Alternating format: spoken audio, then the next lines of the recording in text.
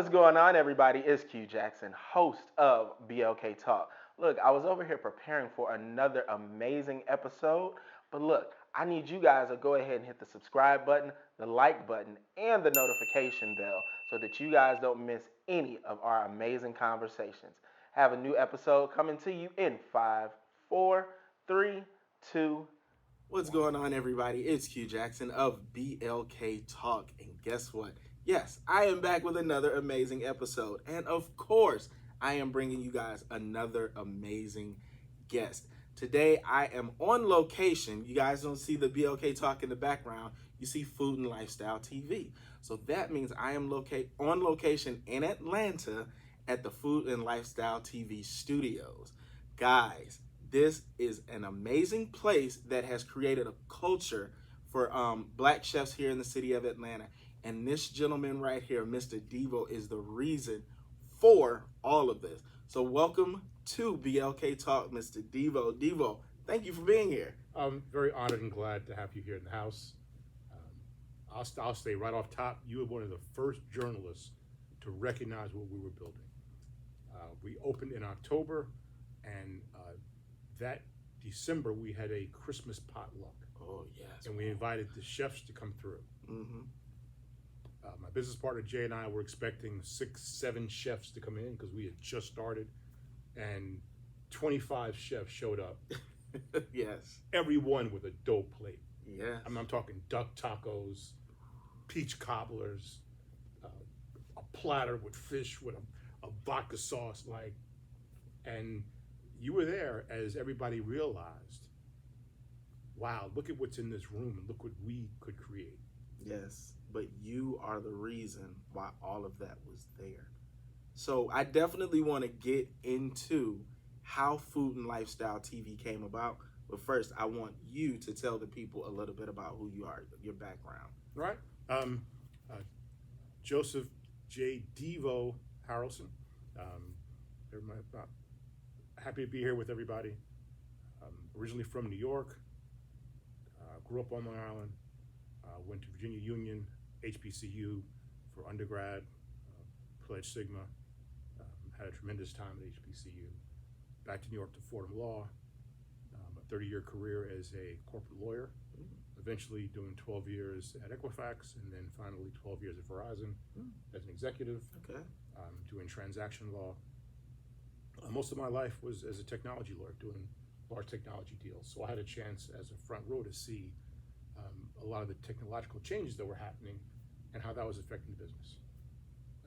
In the back of my mind, I always wanted to have my own network. And as technology changed, as the culture changed, it became, relatively speaking, more affordable to build your own network. Okay.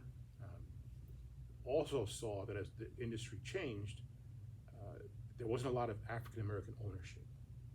And so the fear was that all of the TV industry was going to transform into what it is now, streaming, Right. and all these individual platforms. And that yet again, we would not be gatekeepers of our own culture. We would not be the creators of our own stars and the speakers of our own narrative. So I wanted a chance to do that. And I sort of laugh, and it's kind of a joke and kind of serious. I was a bank and real estate development lawyer. I was a cable lawyer. I was a credit reporting lawyer, and I was a telecom lawyer. At no point in my career, in my day-to-day life, was I helping improve people's lives. You know, and as African American, you feel, even as a professional, you feel this push that you need to be giving back somehow. And I just knew in my career that I wasn't. So when I had a chance to start my own, yes, obviously you want to build a commercial enterprise that's successful. It lets me retire to a beach someplace, in the Caribbean. Yeah. But you wanted to be able to do well and do good at the same time. And there's so many creators. So with the benefit of my corporate background, my business partner has a corporate background, our creative direction, we felt we could give a structure and a foundation to let young creators come and be creative. And they could speak with their voice to their audience. So you see the little grays in my hair, and I guess there's more and more of them as the days go by. But this network wasn't built for gray beards. We built this so young people had an option. I use the example of a broadcaster. In my day, you had to have the anchor voice, clean cut face, no tattoos, no piercings. That's what an anchor looked like. A fresh haircut. Fresh had to be haircut. crisp all times. Young women now coming up, they've got tattoos, something cute. They've got different number of piercings. Why should that prevent them from being a journalist? Why should that prevent them from reporting on stories? And good gosh, a lifestyle? Yeah. Why can't you be a lifestyle reporter and represent the lifestyle that you're covering? It makes you more relatable. I'll listen to you more if I feel you relate to me. So, say you're 25, a college grad, attractive woman, got a little creativity going, maybe a nose piercing and fancy eyebrows or something, but you're brilliant. You've got a great creative mind. Your choice is to be an IG blogger or transform your whole being in order to be able to do the lifestyle reporting that you want. Why isn't there a place with good lighting, professional standards, a real commercial enterprise that lets you be the person that you are? Yeah. And newsflash, the audience is going to appreciate you being yourself better because you reflect who they are. Exactly. And as a business person, I'm seeing that mainstream media hasn't adapted to that. I'm talking to young people who both the aspiring journalists and the viewers want this. Someone needs to make this work. Yeah. And so the businessman in me saw that that was an opportunity to do well, but to do good by giving people a chance, so that we find hosts that are they're fun, and maybe they're sexy. Yeah, they have personality. They exude Yes. personality. But what I want to know, with your background, where does the culinary industry fall into place, and why did you choose to focus on the culinary industry as a way to show, creatives in their element? Shout out to the chef Jason Ellis and Devon Ray Yes, and Jason. Chef Mark and Southern Temptations. So I actually began as a freelance videographer covering fashion shows. So I had my day job, and I'm working with. As a matter of fact, it was Marcus Jackson's birthday the other day. Shout out to Caliber Enterprises and Marcus Jackson. So, Oh yes, happy belated birthday, Marcus. so in order to improve my skills, I, in essence, interned. I mean, it wasn't an official internship, but I interned with his public relations company. So I would do video for him, for either no or minimal costs, so I could learn. I could be out there, and I could learn my craft, learn my skills, and then I would be out doing freelance video work at fashion shows. There's always a fashion show in Atlanta. Mm-hmm. And then instead of a club night fashion show, you're at the club, everybody's dressed up, and they interrupt the club night and they have the fashion show. This time they had a tasting, and Chef Jason Ellis, supported by Chef Mark, brought out food.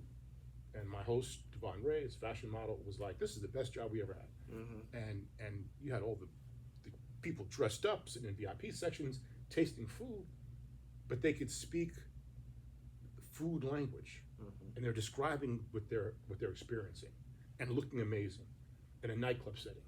And the meal, for those who are wondering, The Buckhead Bottle Bar. Is that where it was? I noticed it was Because I feel like I met them, both of them, in Buckhead at the Buckhead Bottle Bar. this was the original Josephine's. Oh. Yeah, the original Josephine's. Okay. Since remodeled. The Okay. original Josephine's. And Chef Jason Ellis made his famous chocolate lobster. So it's I've always only heard of that. it's a tortilla shell, tortilla chip, with a big chunk of lobster in a white chocolate sauce. And so I'm looking at this, and I'm like, it's young people. It's a nightclub setting. Everybody dressed to the nines. But you have successful young people, articulate, take care of business, upscale, a dope chef with a lot of personality, amazing professional culinary food. Yeah. And then you look at food television at the time, and the two are missing. The other side is, I started out doing, covering lifestyle behind the scenes of music videos, and by that point I'm in my 40s. I got a corporate day job. Video sets are not the place. All night long, weed smoke everywhere. Yeah. For someone who's corporate, like, it's not the right place for me. And I'm like, where does this take you? You're gonna be a 50-year-old music director, music video director? Is that your pathway? If you become successful doing this, where does it lead you? Right. And it was like, that's not really the direction that's right for me. the young guys got that covered. I'm not going to be able to out compete the young guys doing music videos. What can you do? And so building the network was the idea. And then as I'm looking at that scene, I'm like, this needs to be some kind of platform. So over the next few years, if I went on a trip, half the trip was work, half the trip would be vacation. We did a couple of things here. Chef Jayon and I did something at a restaurant where he was at, and it was a buckhead brunch, and it's what Atlanta has become. This was the beginning of those the daytime brunch parties, fabulous people, great drinks. It was the beginning of that culture, and we thought that this is something to cover. And when it became time to really start the network, it was, how do you make this real? Cool videos are nice. YouTube videos are cool. But how do you make this real? And streaming was just getting started. And it was like, you know what? We're going to start our own streaming network where we get to gatekeep, we get to find the celebs we want. After that night with Jason Ellis, I thought, look at the landscape. If you want to do a reality show, this is Atlanta. Between 2010 and 2015, everybody was doing reality shows. So did it make sense for me to do one more reality show, starting up with no real budget? Does that make any sense? No, it was like, why don't we find something that has not been covered? And seeing how much personality Jason Ellis had, why don't people think of chefs as artists and entertainers? But once you've met 3 or 4 chefs, you realize, okay, we're missing the boat on this, because these folks have crazy personalities. They're interesting, they're artistic, and they can cook. Now, what I want to know is, one chef may have an amazing personality, but I've seen occasions where you have had over 10 chefs in the kitchen. Now, everybody can't work in the kitchen together, but I've seen you have over 10 chefs in a kitchen together, working together, laughing, enjoying, creating memories.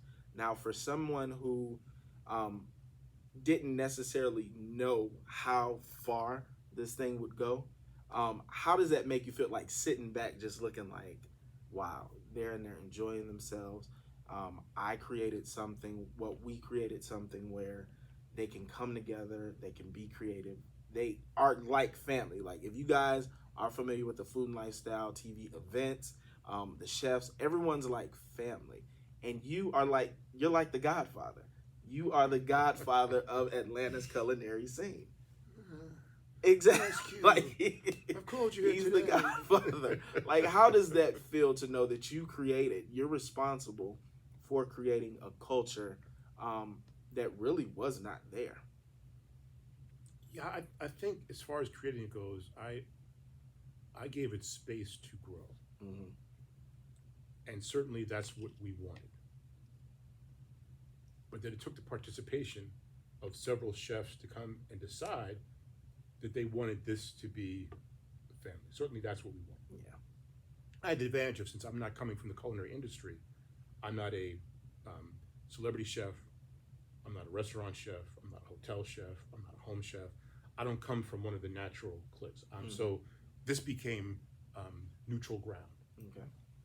I think that's one of the first things. I think other cities have tried that, but it's tricky because if someone starts it from one of those lanes, then it's gonna be dominated by them and their friends. And now you have an issue with other people not feeling welcome. Right. And then we brought in folks who at first, I like to say that they were watching each other as opposed to following each other. There were chefs that were aware of each other and may or may not have liked one another.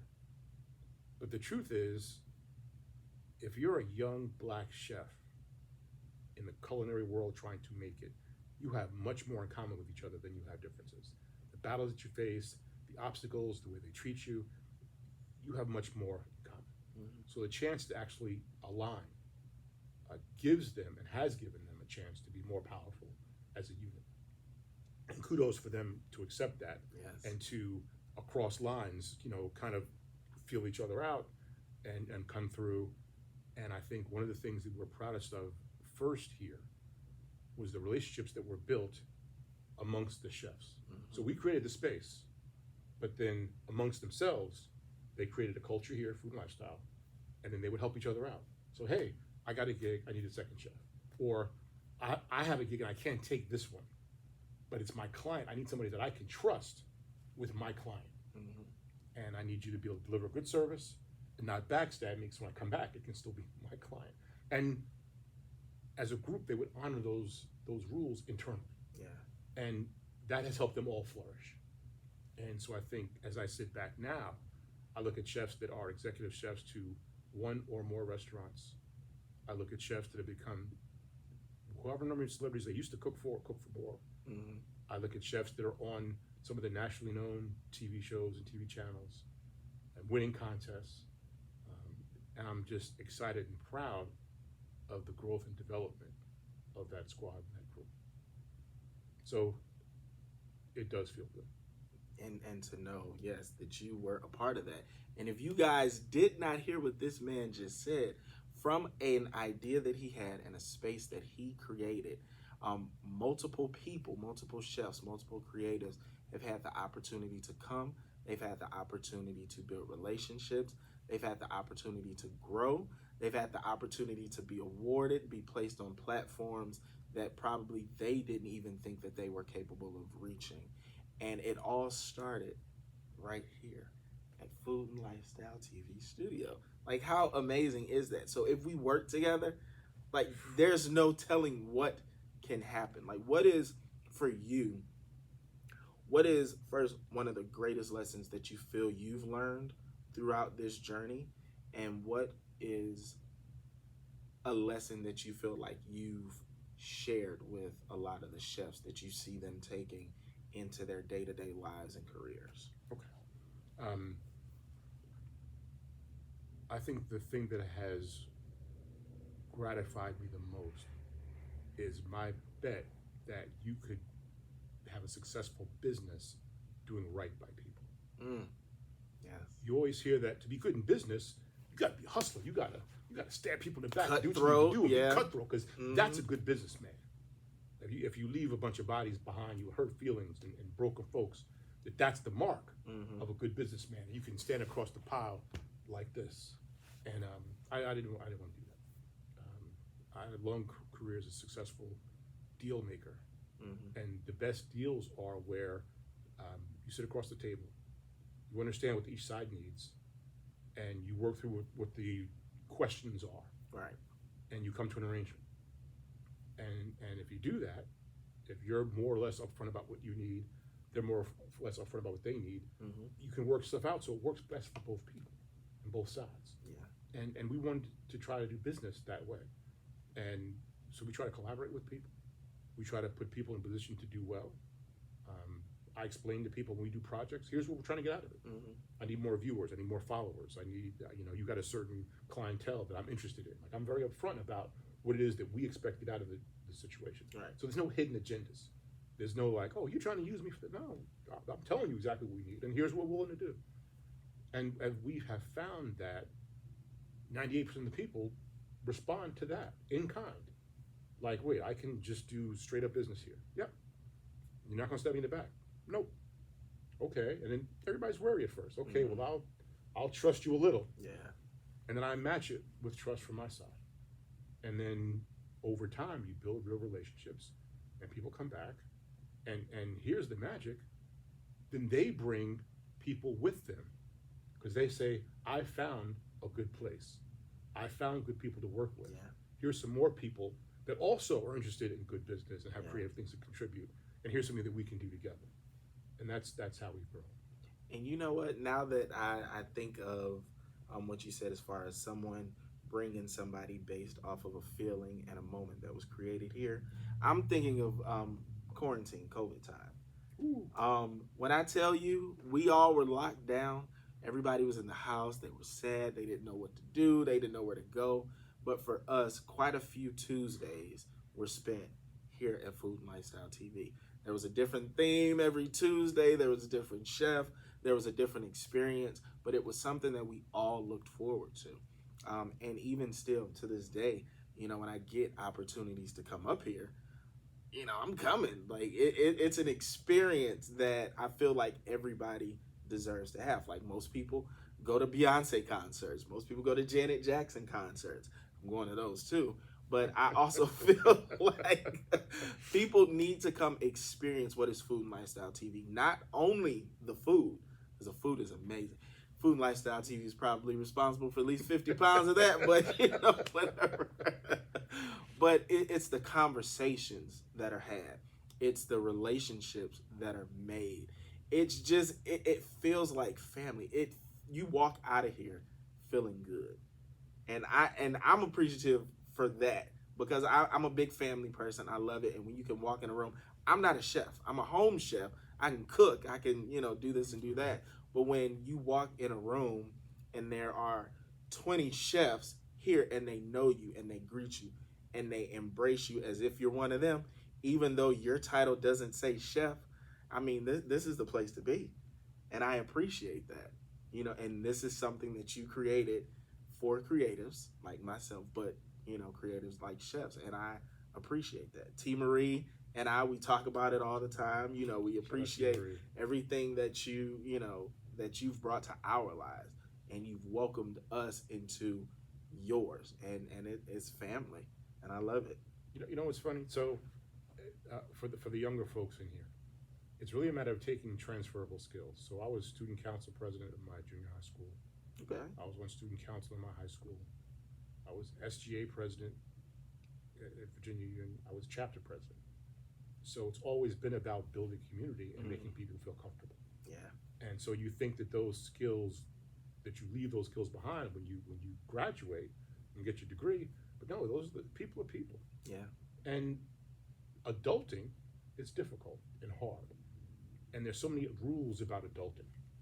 And you forget about simple things like the best times you had are when you and 4 or 5 of your friends have those jokes and laughs, and you are damn near falling on the floor, cracking up. Why do you have to stop having those moments? That's true. And so here, you have permission to do that.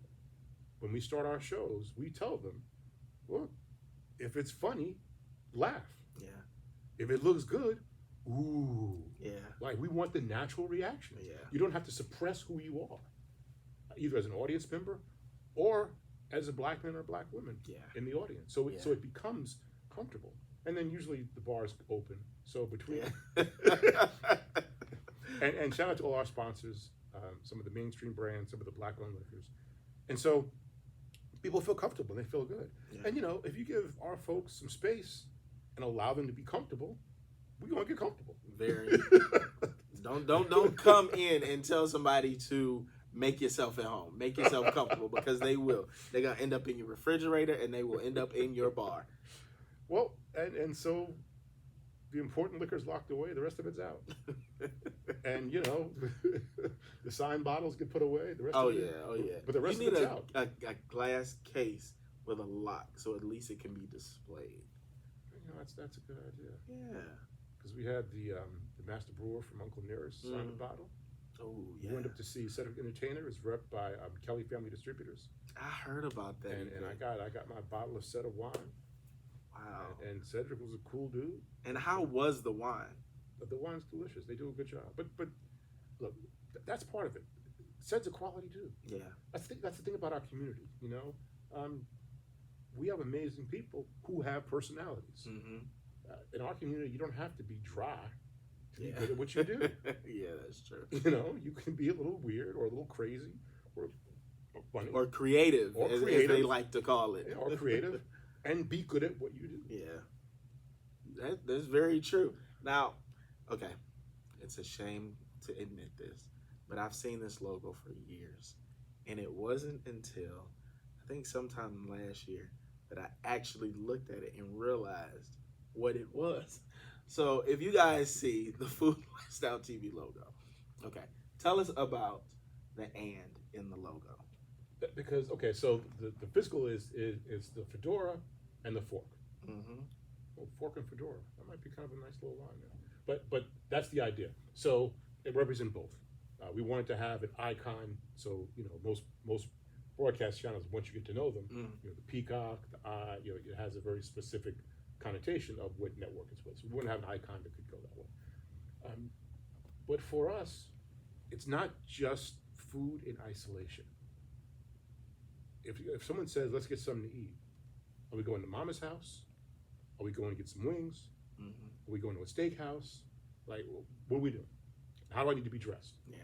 What's the vibe going to be? Do I need to drink first? Do I need to bring a little bottle in the car with me before we get there? Are we smoking hookah? Is it gonna have a green wall, or is it gonna be white glove? Like what are we doing? Mm-hmm. Because the experience of dining is in context of what else are we doing? Yeah. Is it a business dinner, or is it my boys from the neighborhood? That determines what my energy is going to be like, which liquor I'm drinking, what am I wearing, where are we going to be at, and so am I Ubering, or am I going to drive my car? Yeah. What part of town is it going to be in? But all of that is part of lifestyle. Yeah.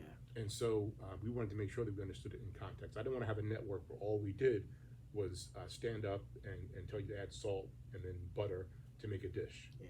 If you really want to learn how to make a plate of something, there are literally millions of YouTube videos that do that.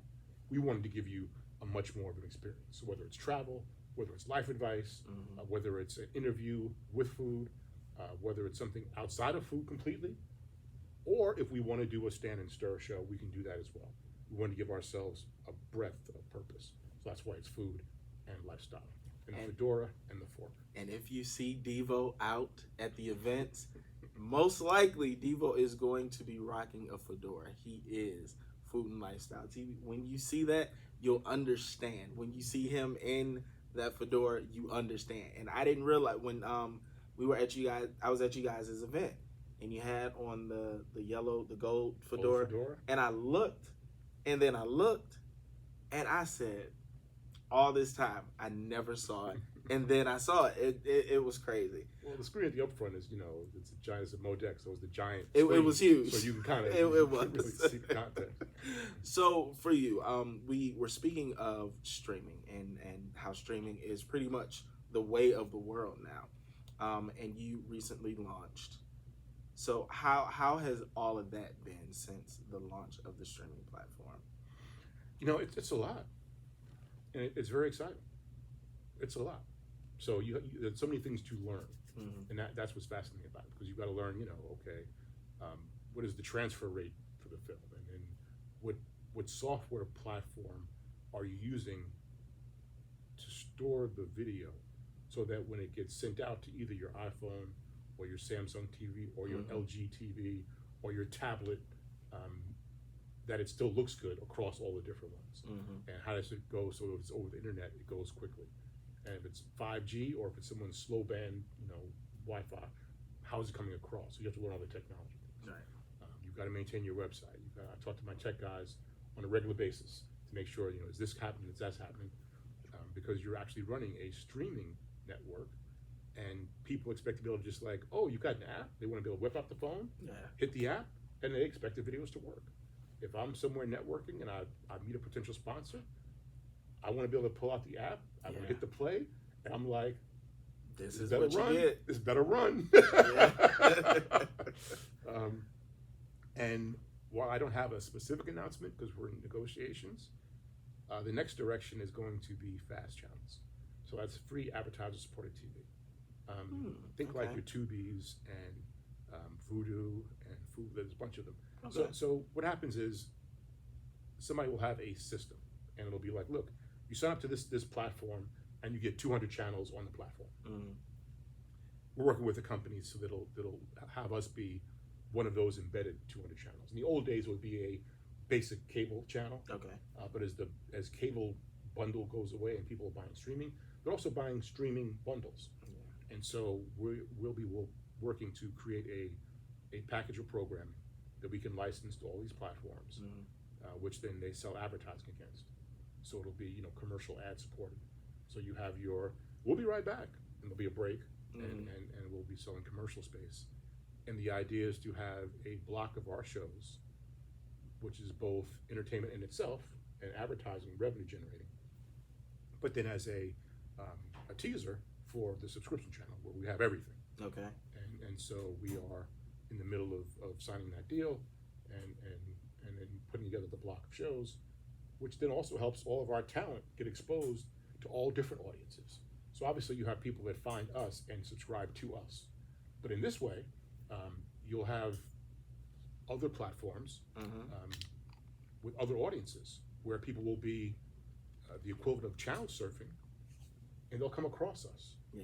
And this way, our talent will be exposed to all brand new markets. Yeah. And you know that's how people really blow. That you have folks that find you in completely different places where you had no idea anybody could ever see you. And I was gonna ask your ultimate goal for not only the network but the talent that you feature on the platform. Like, what is the ultimate goal for you?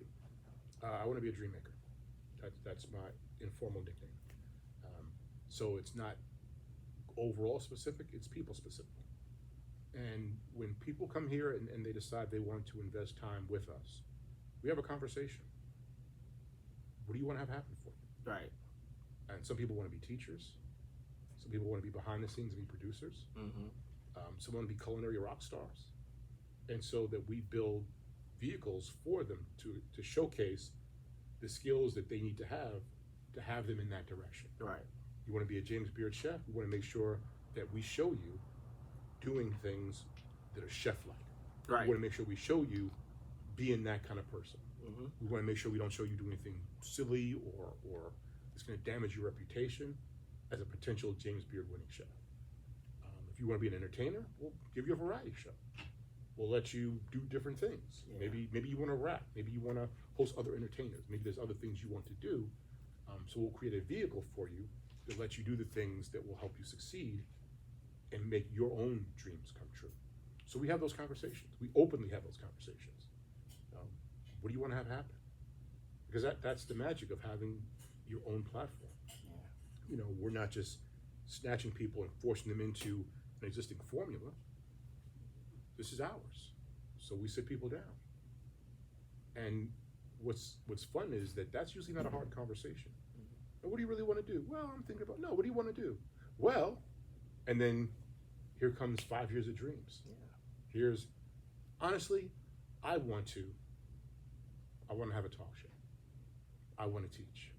So do you reach out to people? Like, social media is a big thing, and with social media, you're exposed to many different people by simply hitting a hashtag or going to your explore page. There are many ways where you're exposed to many different people. So do they come to you, or do you seek them out? All of it. Okay. All of it. I stalk people. I stalk people's socials. I show up to events. If there's someone who I think is a talent that I'm interested in and they have an event, I'll buy a ticket and go. Big supporter. I'm a big supporter. I'll let them know that I'm a supporter. Because in that case, it's actual recruitment. Yeah. There are people that are brought to the studio for other events by friends. Hey, here's somebody that you ought to know. Yeah. If I'm out networking, you meet people, and sometimes there's synergy in those conversations. There are people that hop in my DMs. So across the spectrum, we're looking for terrific people because we have a whole network to fill. There's a network of people within the network. Like, it is, how many people would you say to date you have in the Food and Lifestyle TV network? Hundreds. Makeup artists, set designers, clothing designers, chefs, sous chefs, restaurant owners. There's lots of people.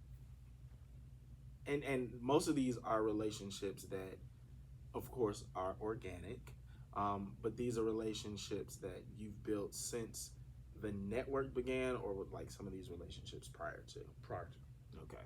Yeah. The network existed before the studio existed.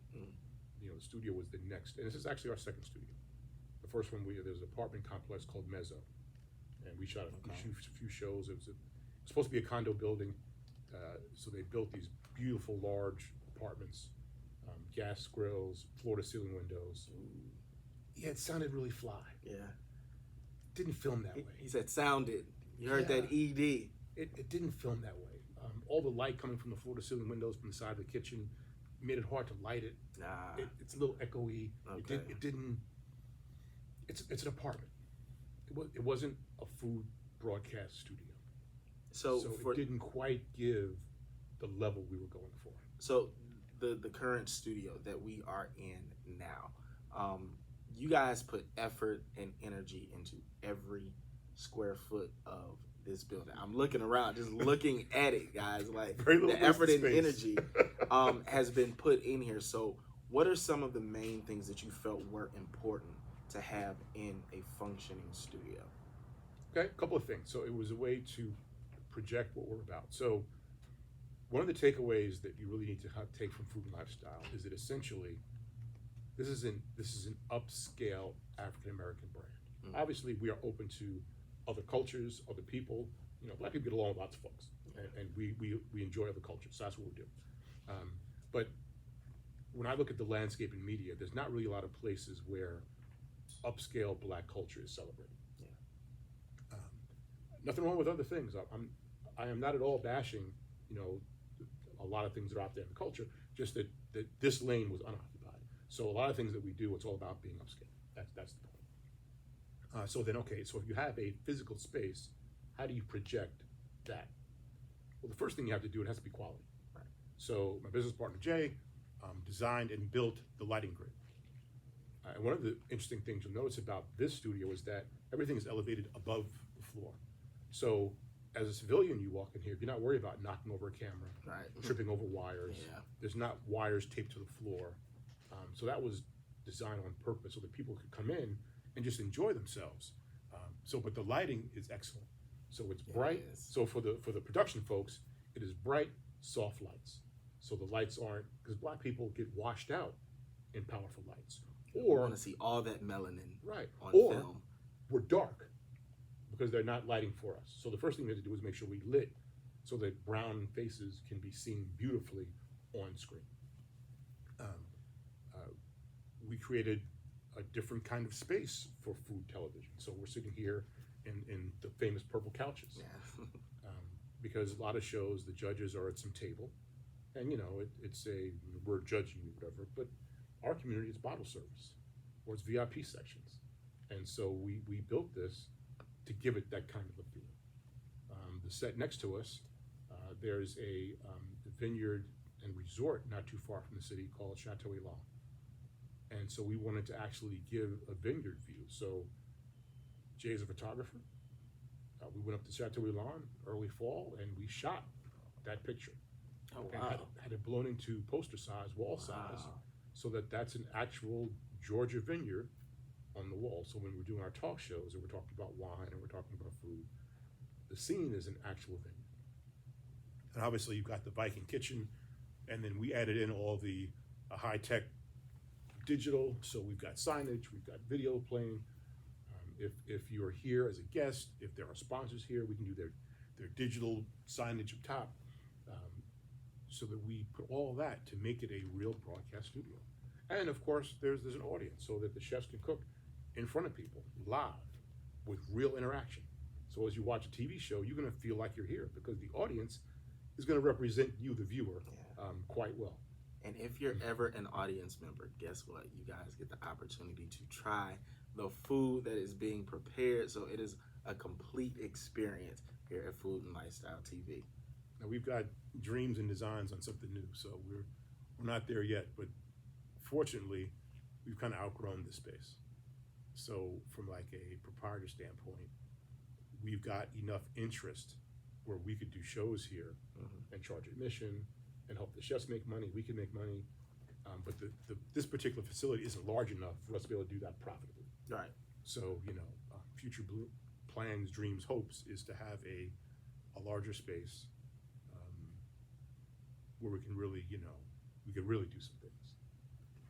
So the future of Food and Lifestyle vision board. TV. That's vision board. That's not there's no contract, in place. That's the vision board. I mean, not yet. You never know what can happen after this conversation is over. Anything is possible. Things have been happening, so that's why. What did I tell you? Put it out in the universe.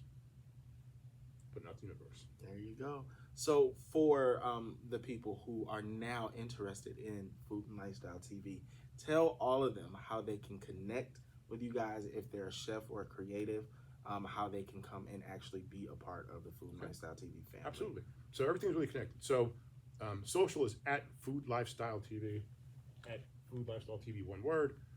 So that's TikTok, Instagram, Twitter, Facebook. It's all connected. Our home, of course, is foodandlifestyle.com. We spend money for that base domain. So foodandlifestyle.com. There's you can find our socials there. See a couple of videos, and of course, sign up for our subscription service. Support. Deevo, thank you so much, guys. Thank Deevo Haralson, aka the godfather of Atlanta's culinary scene, Wow. aka the Dream Maker, for everything that you have done, everything that you're going to continue to do, and for continuing to include me in a lot of the things that you guys have going on. I appreciate it and wish you continued success. Thank you. From the very beginning, appreciate you, brother. Absolutely. Thank you. Guys, make sure you subscribe, download, watch, like, share, all of that good stuff. So Food and Lifestyle TV can continue to grow, and the multiple creators, the chefs, can continue to grow and have a place and an outlet to share their creativity. And I thank you guys for joining us on another conversation of BLK Talk. And we'll be back with another amazing episode very soon. BLK Talk. Yes. Tune in, check it out.